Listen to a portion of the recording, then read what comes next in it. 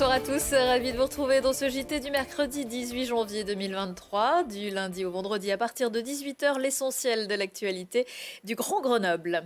Le retour du Jedi, jeudi de grève nationale contre le projet de réforme des retraites visant notamment à faire passer l'âge de départ de 62 à 64 ans. La mobilisation s'annonce importante. À Grenoble comme ailleurs, de nombreuses écoles resteront fermées. Même chose pour les services du périscolaire. Perturbations également importantes dans les transports à la SNCF où ça commence dès ce soir et en local pour les bus et les trains. 100% des lignes exploitées par MTAG seront à l'arrêt ou très fortement perturbées. La piscine des Dauphins sera également fermée. À Grenoble, les syndicats appellent à manifester à partir de 10h depuis le parvis de la gare. La fraternité sacerdotale Saint-Pie X tend l'autre joue. La Cour d'appel de Grenoble a confirmé la condamnation du groupe religieux ultra-traditionnaliste à rembourser 1 500 € de frais de justice à une amende de 1 000 €. À l'origine, un procès en diffamation perdu contre le maire de Mélan, Philippe Cardin, qui avait qualifié le message de la fraternité de, je cite, extrémiste, intolérant et violent, alors qu'elle a pour projet de construire un édifice religieux sur sa commune. L'élu qui ne veut pas se laisser intimider espère que la fraternité ne se pourvoira pas en cassation au risque d'engendrer de nouveaux frais d'avocat pour la commune. La salle sur demande, accueillir un salon ou une foire, une opération de préparation de plis électoraux, des étudiants en plein examen, des conférences et aussi des événements sportifs. C'est la vocation d'Alpexpo où se préparent en ce moment des tournois supranationaux indoor de pétanque. Vous allez le voir, il ne manque plus que le pastis et les cigales. Inès Mitane. Ça tire, ça pointe, ça balaie à Alpexpo. Ici, 180 tonnes de gravier sont acheminées pour créer 300 terrains de pétanque. Une idée d'Alain Bouvier, organiser le premier tournoi supranational indoor de Grenoble. Indoor, c'est très très rare. Et en plus, avec une telle quantité, c'est-à-dire 512 triplettes hommes et 128 doublettes femmes. En plus de tous ces joueurs, environ 1500 spectateurs sont attendus. Une manifestation comme ça, c'est permettre aux gens de voir ce qu'est la pétanque, déjà de masse, puisqu'il va y avoir du monde. La pétanque, de faire voir aussi que c'est les féminines, mais faire voir aussi la pétanque de très haut niveau. Des champions du monde et d'Europe comme Michel Loy et Diego Rizzo y participent. L'événement est très attendu par les joueurs qui n'ont pas pu concourir pendant les 2 derniers mois d'hiver, selon Annie Tournon, membre de Grenoble Boule 38. On a lancé les inscriptions et 2 jours après, les 512 équipes étaient inscrites. Une fierté pour le club de pétanque de Clé, organisateur de la compétition. Parce qu'un événement grandiose comme celui-ci, il faut être réellement armé d'au moins 60 à 80 bénévoles pendant 10 jours intensément. Lignage des terrains, installation des lieux de restauration, tout est fait par les bénévoles. Et eux, par contre, je les remercierai jamais assez grandement parce que sans eux, il n'y aurait jamais eu de concours de la sorte. C'est vraiment une équipe de copains, je tiens à le dire, une équipe de bénévoles. Et il faut vraiment se rendre compte de la logistique qu'il y a à faire parce qu'on en parle depuis 1 an, mais c'est vraiment quelque chose de grandiose.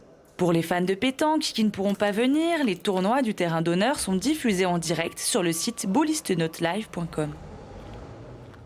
Les boules qui ont décidément la cote et pas que les boules de neige, puisque le boulodrome de Fontaine accueillait le week-end dernier une autre compétition, la première édition du Winter Trophy, avec des légendes des boules et des jeunes. C'est le Lyonnais Alexandre Chira qui s'est notamment imposé en individuel. À quelques dizaines de mètres d'Alpexpo à Pôle Sud, les brûleurs de loups ont mis le feu à la patinoire mardi soir avec une rencontre à suspense contre Angers. Au programme des échanges haletants, une grosse bagarre et le but de la victoire pour Grenoble à 14 secondes de la fin par Adèle Coudry. Score final 3-2. Les BDL enchaînent ainsi leur 17e victoire consécutive en Ligue Magnus. Festival du film de comédie de l'Alpe d'Huez, épisode 3. Lina et Lucille ont quitté la station de Loison pour retrouver la bande à Fifi au Pâté et Chirol où avait lieu l'avant-première de leur film Alibi.com 2. Devant l'engouement de ce chef-d'œuvre, 2 salles affichaient même complet. Alors à l'Alpe d'Huez, certains font du ski et d'autres font du sport en salle. Et croyez-moi, ça marche. Vous allez avoir des abdos en béton si vous allez voir ce film, alibi.com 2. C'est le nouvel acte commis par la bande à Fifi. Mais qu'est-ce qu'on se marre. Eh ben, merci, c'est une très belle intro. Non, on est très contents. On est au lendemain du festival de l'Alpe d'Huez. On a présenté le film. Beaucoup de stress, parce que beaucoup de professionnels, beaucoup de public. Une grande partie du casting était présent pour découvrir le film et n'avait pas encore vu le film. Donc voilà, stressé pour plein de raisons. Et là, gros soulagement ce matin parce que vraiment, ça s'est très bien passé. On est très contents. J'imagine, c'est toujours un grand moment. Philippe Lachaud, bien sûr, à la manœuvre, réalisateur et comédien, bien sûr, sur ce film-là. Julien Arruti, le complice de toujours. Tout à fait. Heureux encore. Surtout quand je vous vois. Oh, ça c'est gentil ça. Ben nous, encore plus. Pour le coup, tout le monde a ri. Du début à la fin, c'est quoi? C'est 20 gags par seconde? Peut-être pas autant, mais ouais, on aime bien écrire beaucoup de vannes pour qu'il y ait un bon rythme de comédie. C'est hyper plaisant de voir, d'avoir tous ces comédiens qui tournent avec nous, de voir tous les gens dans le public, que ce soit le public professionnel ou le vrai public qui se marre. C'est très très gratifiant. Ouais. Et puis vous avez une histoire avec ce territoire. Est-ce que tout a commencé à l'Alpe d'Huez? L'étincelle, elle est partie de là, avec Babysitting? Alors ça, c'est certain. C'est-à-dire que nous, on est très attachés sentimentalement au festival de l'Alpe d'Huez. Parce qu'on était venu présenter Babysitting. À l'époque, personne ne nous connaissait dans la profession, même le grand public, pas trop. Grâce à l'Alpe d'Huez, on a remporté donc 2 prix à ce festival. Prix du public, prix spécial du jury. Et là, ça nous a mis un coup de projecteur incroyable. Et en fait, on avait l'impression, avant un peu d'être dans les tribunes. Et grâce à ce festival et à ces prix, on a vraiment l'impression de rentrer sur le terrain avec les autres. Et c'était le début de tout. Et c'est une consécration. C'est-à-dire qu'on était en compétition en 2014. Et là, aujourd'hui, c'est nous qui faisons l'ouverture avec notre film. Alors que quand on avait présenté Babysitting, on voyait Danny Boone qui faisait l'ouverture. On était là, waouh, c'est quand même Danny Boone, c'est pas rien. Et aujourd'hui, c'est nous qui faisons l'ouverture. On est très fiers.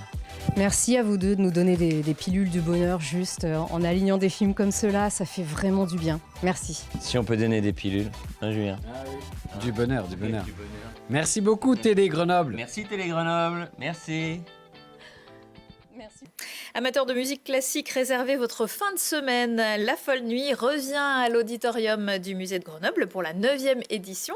On en parle tout de suite avec Pascale Galliard. Bonsoir madame. Bonsoir. Et vous êtes présidente et directrice artistique de Musée en musique qui nous fait donc vivre cet événement.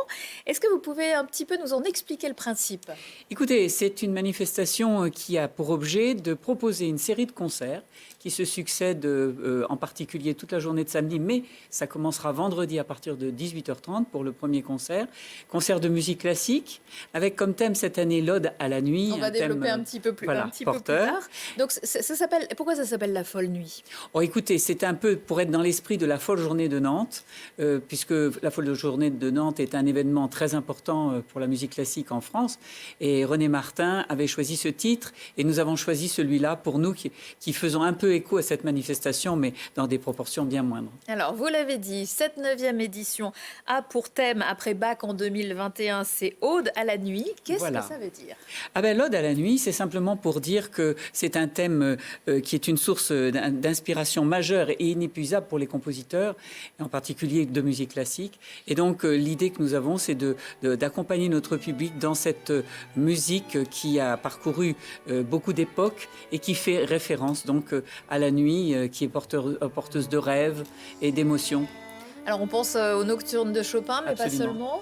Alors, il y a les nocturnes de Chopin, mais il y a énormément de thèmes qui ont été proposés, il y a des compositeurs qui ont composé pour la nuit, Mendelssohn, Rachmaninoff, des compositeurs un petit peu moins connus, mais Mozart, bien entendu, la petite musique de nuit, par exemple. Sûr. Voilà, exactement. Donc c'est une thématique porteuse. Quels seront les artistes que l'on va pouvoir entendre? De jeunes artistes, on le voit sur les images.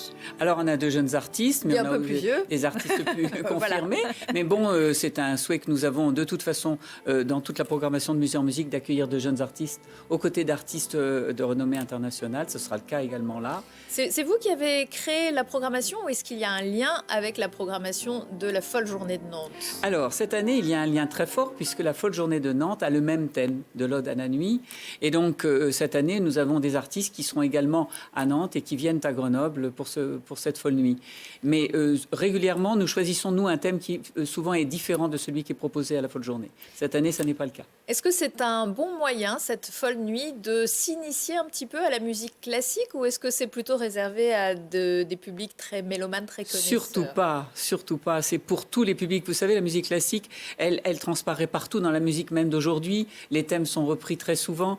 Et c'est une musique qui s'adresse à tout le monde, à toutes les générations. Et j'insiste là-dessus parce que véritablement, le projet que nous avons là et celui qui est en général celui de Musée en musique, c'est d'aller vers tous les publics et de trouver de nouveaux publics. Et là, par exemple, nous avons des tarifs qui sont extrêmement attractifs. Nous avons même un tarif solidaire à 5 €, vous voyez, donc pour permettre à tout un chacun de venir écouter cette musique qui est vraiment quelque chose de magnifique et qui permet de dépasser un peu tous les soucis qu'on rencontre aujourd'hui au quotidien. Ça permet de s'élever un petit peu. Oui. J'ai vu que vous aviez même des incursions vers le jazz et des berceuses, forcément, c'est la musique. Absolument, et il y aura un concert spécialement pour les tout petits, samedi matin à 10h15, dans le patio du musée. Et là, nous espérons accueillir les enfants et leurs parents pour leur faire découvrir et initier dès le plus jeune âge à cette musique. Est-ce que vous connaissez déjà la thématique de l'année prochaine? Pas encore. Et on ne la divulgue pas tout de suite.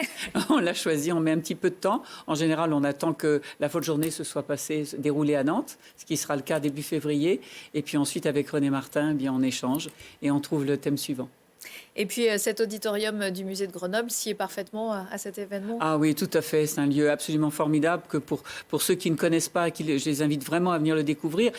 Ils auront l'occasion également de découvrir le musée lui-même, s'ils ne le connaissent pas, et cette magnifique exposition qui est actuellement accrochée et qui est de la nature. Voilà, de la nature. Voilà. Et vous nous parliez du prix des places tout à l'heure. On peut réserver sur votre site, acheter les places Alors, on ne en peut direct? pas les réserver directement sur le site, mais par le biais de la FNAC et directement chez nous par téléphone. On vend nos places par téléphone et sur place, bien entendu, puisque nous sommes installés au musée de Grenoble, au-dessus de la boutique. Merci beaucoup, Pascal Galliard. Merci beaucoup pour votre invitation. J'ai eu beaucoup de plaisir à parler de ce projet. Eh bien, moi, à vous écouter. Merci. Merci. Dans l'agenda de jeudi soir, 2 humoristes, honneur aux dames avec Tania Dutel, qui sera donc jeudi soir à l'Iliade de Céciné Parisé, une comédienne et humoriste originaire de la région lyonnaise. Dans son spectacle Les Autres, elle parle de sa famille, de son corps, de son bébé imaginaire prénommé Dominique, de chirurgie esthétique, de 1001 sujets qu'on croit tabous, un show quand même déconseillé aux moins de 16 ans. François Mallet, lui, se produira à la basse-cour pour 3 soirées avec son nouveau one-man show Heureux soient les fêlés. Un spectacle qui laisse passer la lumière, dit-il, bipolaire, gay et patineur artistique. C'est dans la fiche technique de son site. François Mallet décrit une galerie de personnages délirants où folie et sensibilité sont des affaires quotidiennes, mais toujours criant d'amour et de vérité. Retour de l'actu dans 1 heure et en replay sur télégrenoble.net. Je vous souhaite à tous une très belle soirée.